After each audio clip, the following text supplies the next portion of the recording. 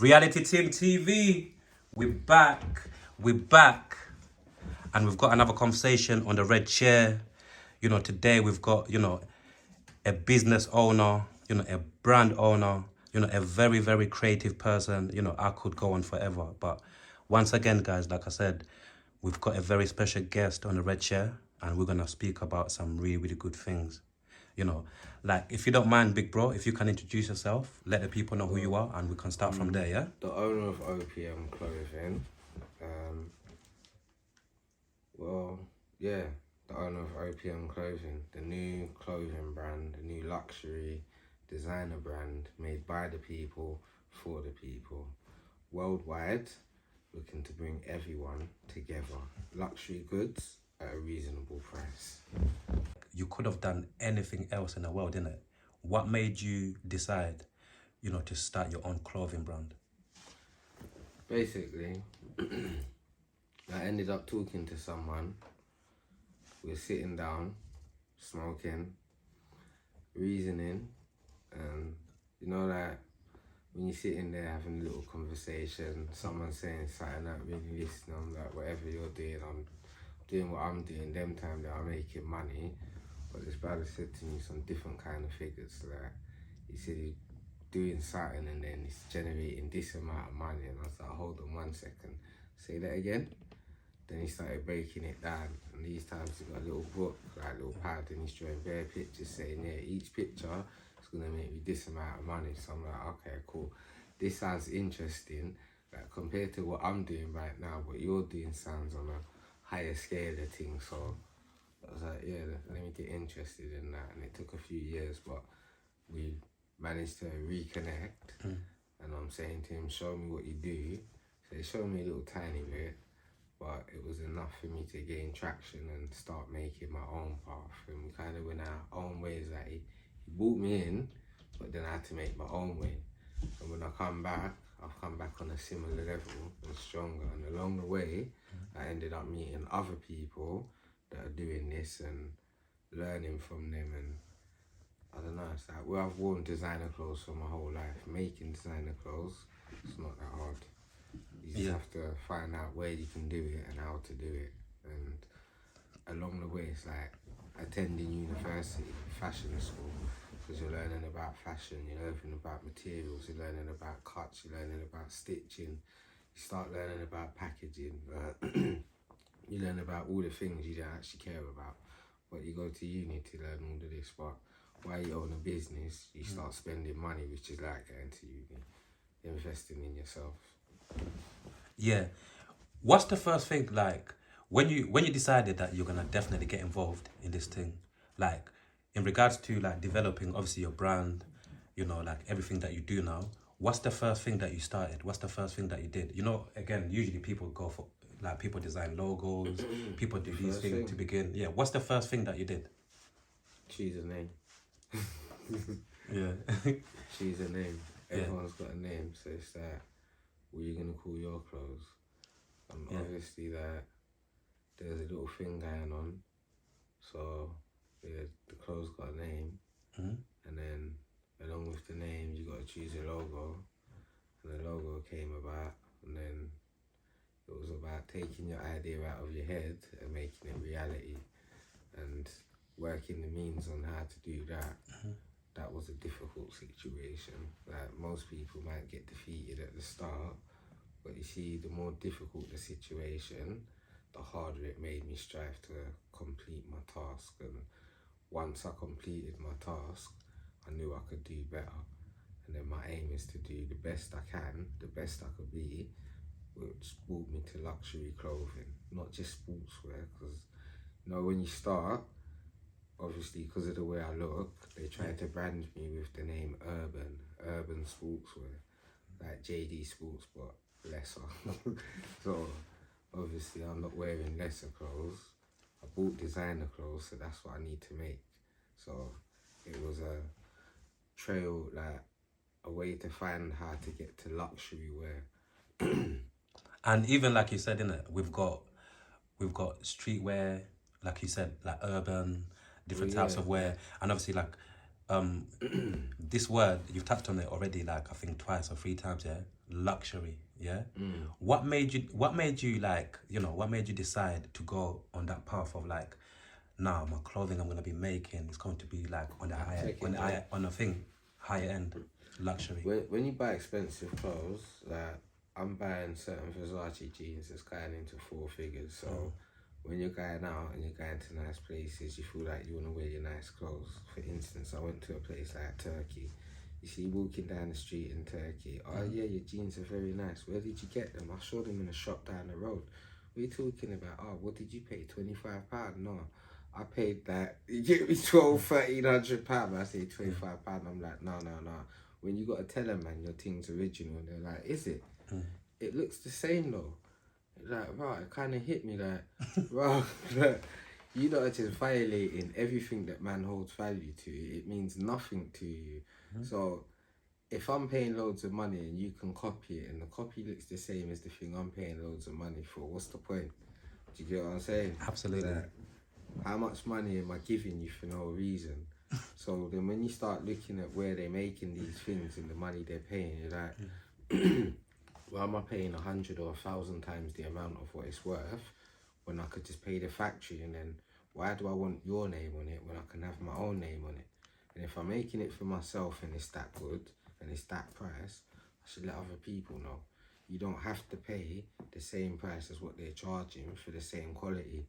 You can get it at a cheaper price. That's when I realised that you're paying for the name or you're paying for the quality of the clothing. Because I go to make sunglasses. There's one sunglasses factory. They make sunglasses for everyone. You can buy sunglasses for like $2. Yeah, you can put Versace on it, and then it costs $800. Like, depending what name you put on the glasses, is the price you're gonna pay for the glasses. And the same thing. Look, trainers. Yeah, they don't belong to Nike, they belong to me. It's not copyright because they're mine. So how much are you paying Nike for Jordans? Because you can pay me a lot less and get the same quality for a lot cheaper. Do you get what I'm saying? Like, this was going on. So I'm like, why am I going to continue paying you all this money if I now know what's going on? And I found this out years ago. Like, people just finding it out recently, but this is why I started doing what I'm doing, because I can give you what you're buying, just a different name for a lot cheaper. And who do you really want to give your money to? Because when you're giving it to them, what do you get in return? Fuck all. When you're giving it to me, I can give it to other people that look like me and help this circulate, because what do we really have? Like, is there anything you can say that is tribal owned? Because you have to remember, I'd say black owned, but when you say black owned, the definition of black means dead. So when you're a black person, a black man, black proud, you're nothing. So I remember you saying it to me the other day as well, about the word black means death. Yeah, can we, for people again that might be hearing this for the first time, like the way I heard it for the first time, and I was thinking, wow, I've never heard of that before. Can we go into just a little bit more detail in terms of what you meant? Like the definition of the word, why it means death. Yeah. Okay, so simply, you're saying before it was given to a person, the definition by the church and the English language of black was death. So when you say like the Black Plague, you'd say bless you to someone when they had the Black Plague because they were going to die. Okay. So if you knew someone was going to die and they had the Black Plague, change the word, please. Obviously, people say like from the skin of our colours or whatever, we're black people. So what are we? For just the you get me? What are we? So we shouldn't call ourselves black people. You should actually think about it. When colonization happened and our people signed agreements, you signed with your tribal name. The tribal name got changed to native, and then from native it got changed to Moor. From Moor it got changed to Negro. From Negro it got changed to black. So who are you? Like, where do you come from? Like, you're now proud and happy to be a dead person because you was told and given that name. If you've grown up with something for your whole life, you're not going to know any different. But if you start understanding and learning the meaning of the language that you're using, you're gonna start thinking differently about a lot of the things. It's just people never actually take the time to learn and understand. They just listen and told and believe what they're told happens to be the truth. But it's all there for everyone to see. If you take the time to read and educate yourself in the language, English language, which is Latin based, and Latin derives from, well, whatever in it. But when you start working that one out and you learn Latin language and the spells that they use within the Latin language, it's like, have you ever looked up and found out what Nickelodeon means? Yeah, let's start giving us some game now. As far as I know, Nickelodeon is just like a cartoon channel. No, it's a Latin word. It's 3 Latin words. Yeah, go on. There is no God. I love. What do your kids say? I love Dad. Nickelodeon. Oh. So basically, yeah, like, I want to also obviously take it back just a little bit so people can understand you a little bit more, obviously, and then we can get back into the thing, into your brand and your clothing, yeah, and everything else that you're doing, yeah. Like, how was your upbringing like your childhood, like how was your upbringing, and what type of family do you come from? Upper middle class. Talk to us, go on. Well, yeah, my parents, hardworking, 2 jobs. My grandparents, Jamaican, came to England. Well, they left titles to come to England and become British citizens. And obviously my parents grew up in a decent way. Was your parents part of the Windrush? No, my grandparents. Okay, cool. My parents are born, well, my dad's born Jamaican, my mum's born British. Yeah.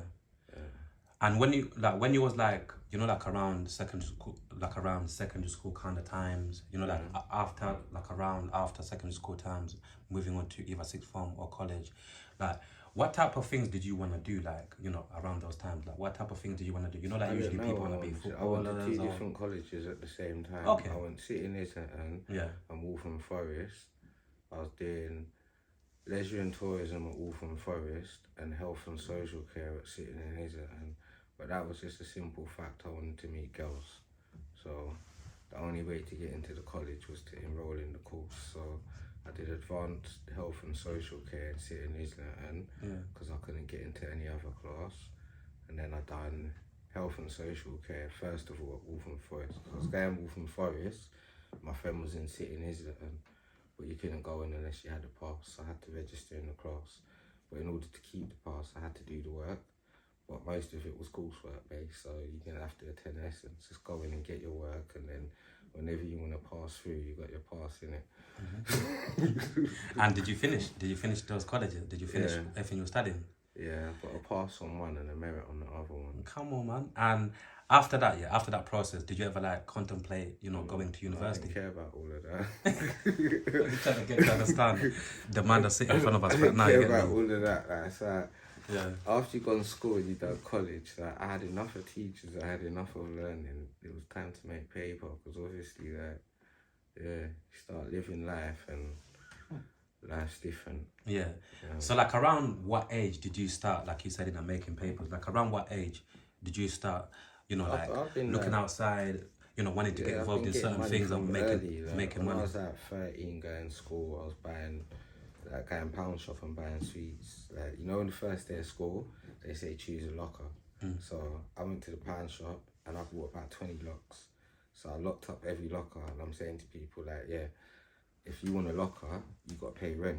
And if you don't pay rent, dash your things out. So obviously I've got one locker and I've got sweets in there for the pound shop. Landlord. So it's coming like the sweet shop in school. Like, yeah, I was getting money from early. From early. Early. School was fun. As a child, what made you fall in love with like money so early in your life? Like, you get what I'm trying to say? Because obviously you get some kids who they just like go through like childhood and they just wanna, you know, do what kids do, and then you get people like you, some people like from early who, you know, like, who have got this hustling mentality and they wanna make money. What made you? I got Jamaican parents, so when you want something, you either got to wait for your birthday or wait for Christmas. that's special occasion, bikes and all of that. But I ain't got time to wait for Christmas, so I started thinking I need to get money. So you got things like paper round, and in the morning you do 3 paper rounds. So at the end of the week, like you're getting 50, 60 pound. Get me? You're 13 years old, 50, 60 pound. Like you got a lifestyle to live. So when you want Super Nintendos and all of that, it's not a long thing. When you want a mountain bike, it's not a long thing. Christmas time, that's far, far away. But summertime's coming.